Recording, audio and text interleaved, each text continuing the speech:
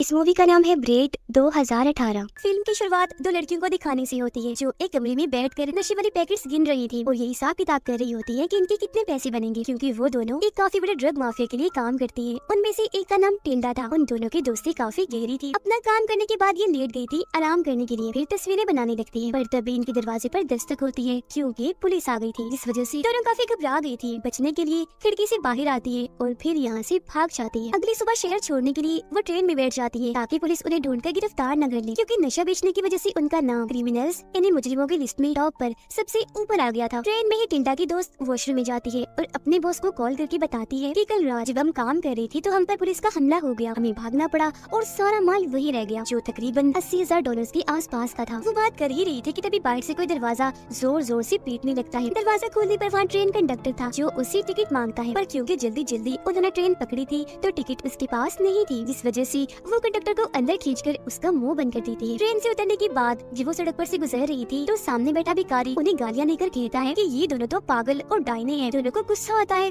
पर वो सोच में पड़ जाती है कि भला ये हमें ऐसा क्यों कह रहा है। फिर तभी उनके पास बॉस की कॉल आती है जो कहता है कि तुम्हारे पास अब 48 घंटों का टाइम है मेरे पैसे वापस लौटाने के लिए। जो नशा वो उस कमरे में ही छोड़ाई थी जिसके पैसे $80,000 अभी नहीं देने होंगे, जिसके लिए वो अपनी बचपन की दोस्त डेफनी के घर जा रही थी जो काफी अमीर थी। काफी बड़ी हवेली में वो अकेली ही रहती थी। इनकी दोस्ती उसके साथ भी बहुत अच्छी थी, जिसका सबूत हमें यहाँ उनकी बचपन की कहानी दिखाकर बताया जाता है। वो तीनों जब छोटी थी तो काफी सारे गेम्स खेला करती थी, एक दूसरे के साथ बहुत खुश होती थी और उन्हीं में से एक गेम जो उन सबकी पसंदीदा थी उसका नाम डॉक्टर था। जिस गेम को खेलने के लिए 3 असूल थे। पहला कि हर कोई उस गेम को पूरी दिलचस्पी के साथ खेलेगा, इन्हीं गेम में खो जाएगा। दूसरा असूल इन तीनों के अलावा बाहर का कोई भी इंसान गेम में नहीं खेल सकता। और आखिरी असूल कोई भी गेम को बीच में नहीं छोड़ेगा। जो जाहिर है ये इधर ही रहेंगी, इस घर से तब तक नहीं निकल सकती जब तक कि गेम खत्म नहीं हो जाती। फिर टिल्डा एक स्कूल यूनिफॉर्म पहनकर घर के अंदर चली जाती है। घर में डेफनी उसके लिए खाना बना रही थी। आते ही टिल्डा उसे मोम कह के पुकारती है। अब वो उसे माँ क्यों कह रही थी उसके पीछे भी एक कहानी है। दरअसल बचपन में जब वो डॉक्टर गेम खेल रही थी तो उस गेम को बार बार खेलने से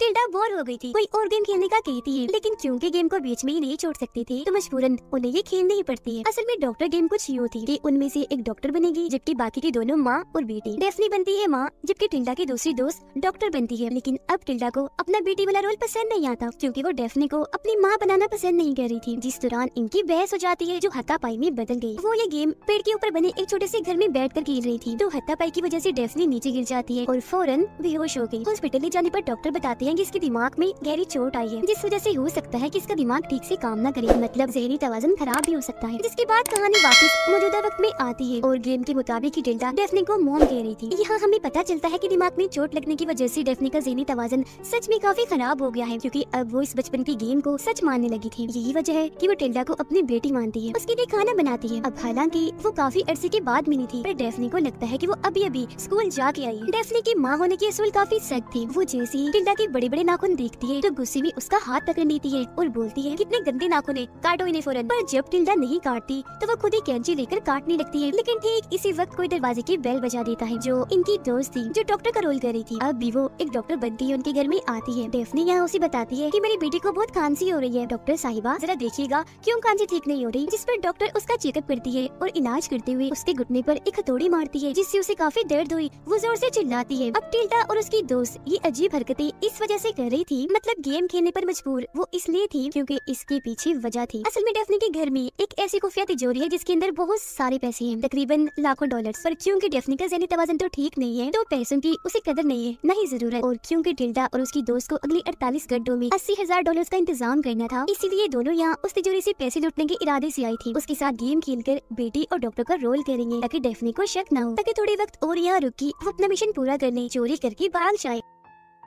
अब डेफनी डॉक्टर के लिए भी खाना बनाती है, साथ ही खाने की टेबल पर वो टिल्डा को बांध देती है ताकि बाकी बच्चों की तरह वो खाना छोड़ के ना भाग जाए। और अब इनके पास 41 घंटे बचे थी। डेफनी डॉक्टर को कहती है कि आप काफी थक गई होंगी, चलिए आप जाके आराम कर लें, आपको आपका कमरा दिखाती हूँ। फिर आधी रात को टिल्डा की दोस्त यानी डॉक्टर आराम कर रही थी तो तभी एक आवाज से उसकी आंख खुल जाती है क्योंकि कोई उसके दरवाजे की कुंडी घुमाता है। उसे लगता है ये टिल्डा होगी, इसीलिए वो उठ के बाहर आती है जहाँ टिल्डा नहीं डेफनी थी, जो उसे कहती है डॉक्टर मुझे अकेली नींद नहीं आ रही, डर लग रहा है, आपके साथ मुझे महफूज लगेगा। मैं यही जाना चाहती हूँ, और वो उसे चाकू दिखाकर यही रुक जाती है। फिर अगली सुबह टिल्डा खतों वाले बॉक्स के पास अपना मोबाइल चेक कर रही होती है, जहाँ तभी उसकी दोस्त आती है। गुस्से में टिल्डा उसे कहती है कि जल्दी करो, निकलो यहाँ से, मैं इस पागल डेफनी के साथ रह रह के परेशान हो गई हूँ, मुझे नहीं लगता कि अब यहाँ कोई पैसे हमें मिलेंगे। डेफनी ने सारे पैसों को बैंक में रखवा दिया होगा। उसकी दोस्त बोलती है मुझे नहीं लगता, हमें थोड़ी और कोशिश करनी चाहिए तिजोरी तोड़ने के लिए, हो सकता है पैसे हमें मिल ही जाए। और अब उनके पास सिर्फ 28 घंटे बचे थे। टिल्डा की दोस्त अंदर जाके तिजोरी तोड़ने लगती है, जिस बीच एक अलमारी से बाहर आकर डेफनी उस पर हमला कर देती है और फिर हाथ पर भी काट लेती है, जिससे वो काफी डर गई थी। फौरन वहाँ से भागकर गाड़ी की चाबियां लेती है और घर से बाहर आ जाती है। बाहर टिल्डा थी, जिससे वो कहती है कि डेफनी ने पागलपन की हदें ही पार कर दी है, चलो यहाँ से। इससे पहले वो यहाँ से जाते यहाँ डंडा लेकर डेफनी आ जाती है, दोनों के सरों पर जोर जोर से मारकर बेहोश कर देती है। अब हम एक डिटेक्टिव पुलिस ऑफिसर को देखते हैं, जो तैयार होकर घर से निकलता है, गाड़ी में बैठकर अपने काम पर निकल जाता है। उसे टिल्डा और उसकी दोस्त के नशे वाले केस पर छानबीन करने का काम मिलता है। उधर डेफनी ने टिल्डा और उसकी दोस्त को बांध दिया था, रस्सियों के जरिए नहीं बल्कि ब्रेड्स, इन्हीं बालों वाली चोटियों से। हाथ भी, मुंह भी, जिस्म भी सब उन्हीं से बांधा हुआ था। डेफनी पूरी तरह पागल होकर उन दोनों से बात कर रही थी। ठीक इसी वक्त दरवाजे पर कोई आता है। डेफनी जाके चेक करती है तो वहाँ डिटेक्टिव था। वो उसे बताता है कि आपके पड़ोसियों ने शिकायत की है कि आधी रात को आपके घर से किसी लड़के के चिल्लाने की आवाज आती है। इस पर डेफनी कहती है मैं इस पूरे घर में अकेली रहती हूँ, शायद एक दो बार डर की वजह से मार दी होगी चीख मैंने। वो फिर अंदर आता है छानबीन करने के लिए, घर का सामान चेक करने लगता है, जहाँ उसे इन तीनों की बचपन की तस्वीर मिलती है, जो देखकर डिटेक्टिव उससे पूछता है कि मैं इन दोनों लड़कियों को जानता हूँ, क्या तुम बता सकती हो कि इस वक्त ये दोनों कहाँ होंगी? डेफनी जवाब देती है जी नहीं, मुझे इन दोनों के बारे में कुछ नहीं पता। अब डिटेक्टिव इन तीनों को इसलिए जानता था क्योंकि बचपन में जब डेफनी गिरी थी तो उस हादसे में डिटेक्टिव ने पूछताछ की थी। वो उनकी गहरी दोस्ती के बारे में भी जानता था, इसीलिए वो दोबारा पूछता है कि ठीक से याद करके बताएं वो कहाँ मिल सकती है, क्योंकि उसे शक था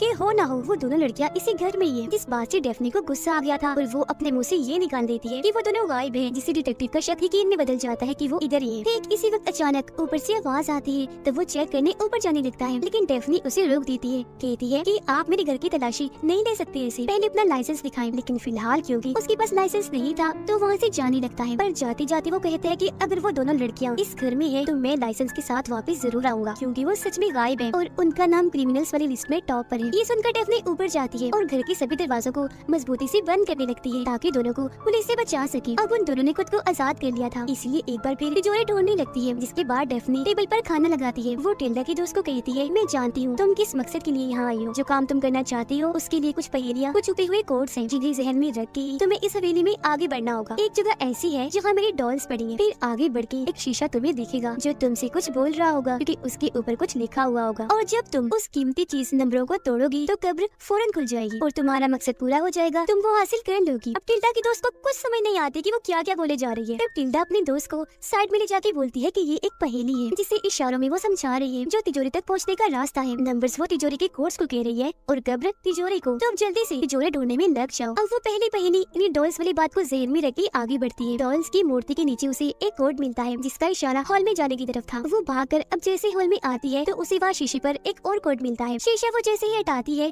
तो एक पेंटिंग के पीछे उसे तिजोरी में ले जाती है, जिसके बाद वो उन सभी कोड्स को नंबर में बदलकर तिजोरी पर लगाती है, जिससे आखिरकार वो खुल ही जाती है, जिसके अंदर सच में बहुत ज्यादा पैसे थे। सभी पैसों को बैग में भर के वो टिल्डा के पास आती है और कहती है कि मुझे पैसे मिल गए हैं, हम आज रात यहाँ से निकल जाएंगे। फिर रात होते ही दोनों लैंप्स लेकर यहाँ से निकल जाती हैं। सड़क पर आकर गाड़ियों से लिफ्ट मांगती है, पर कोई भी उनके लिए गाड़ी नहीं रोकता। और फिर तभी एक तेज स्पीड में आती हुई गाड़ी टिल्डा के दोस्त से आकर टकरा जाती है, जिसमें और कोई नहीं बल्कि डेफनी थी, जो अब दोबारा से उन दोनों को अपने घर ले आती है, जहाँ अब उसने दोनों को कुर्सियों के साथ बांध दिया था। इस सब की वजह से टिल्डा की दोस्त दुखी थी, जो देखकर डेफनी चाकू लेती है और उसके चेहरे पर कट लगा के स्माइल वाला निशान बना देती है ताकि वो उसे मुस्कुराता हुआ देख सके। अब वो भिखारी जो दोनों को गालियाँ दे रहा था पुलिस स्टेशन आकर बताता है कि मैंने उन दोनों गायब लड़कियों को रेलवे स्टेशन पर देखा था। डेफनी उन दोनों पर काफी जुल्म करने, उनका हुलिया बिगाड़ने की बात कहती है कि अब अगर तुम चाहो तो गेम को छोड़ के जा सकती हो। साथ ही वो अखबार भी देती है जिस पर उन दोनों के लापता होने और क्रिमिनल्स की लिस्ट में टॉप पर होने वाली खबर छपी थी, जो देख दोनों काफी डर भी गई थी और हैरान भी थी कि यहाँ से बाहर निकली तो पकड़े जाएंगे। पर अब डेफनी उन्हें जल्द से जल्द यहाँ से जाने का कहती है कि मैं तुम्हें अब एक मिनट भी यहाँ बर्दाश्त नहीं करूंगी, क्योंकि बहुत जल्द मेरा बच्चा पैदा होने वाला है। टिल्डा हैरत से पूछती है कैसा बच्चा, तुम्हारी तो शादी भी नहीं हुई थी। तब वो बोलती है कि मैंने तुमसे ये बात छुपाई, वो दरअसल शादी मेरी हो गई थी, जो सुनकर टिल्डा